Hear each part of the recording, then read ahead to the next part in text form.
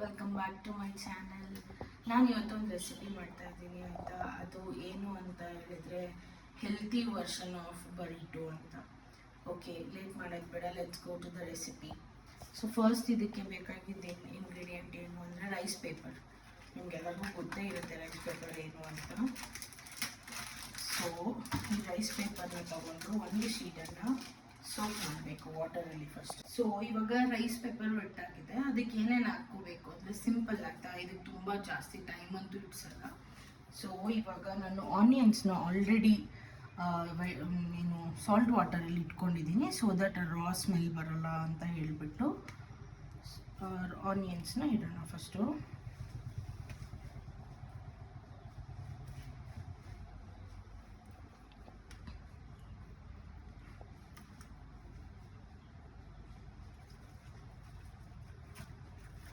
ಸಾರಿ, ಅದಕ್ಕೂ ಮುಂಚೆ ಫಸ್ಟು ಇದನ್ನು ಹಾಕ್ಕೊಳ್ಳಿ, ಆಮೇಲೆ ಆನಿಯನ್ಸ್ ಇಡಬೇಕು.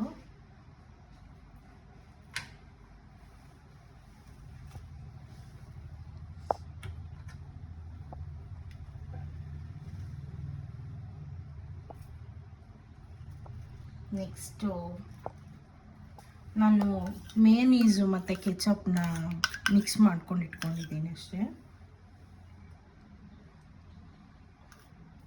ಸೊ ಒಂದು ಲೇಯರ್ ಹಾಕ್ಕೊಳ್ಳಿ ಅದನ್ನು. ಆಮೇಲೆ ಟೊಮೆಟೊಸ್,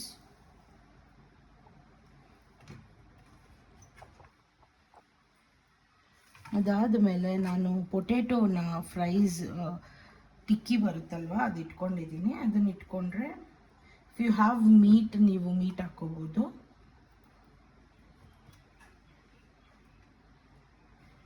ನೆಕ್ಸ್ಟ್ ಸಾಸ್ನ ಮತ್ತೆ ಹಾಕಿಬಿಟ್ರೆ,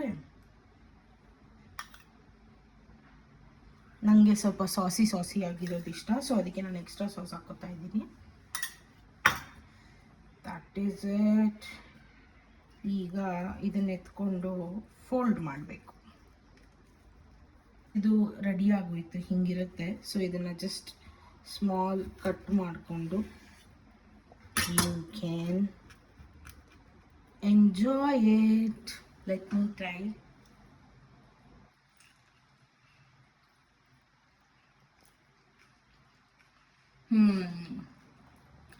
So good. Trust me, this is really easy and yummy. Okay, bye.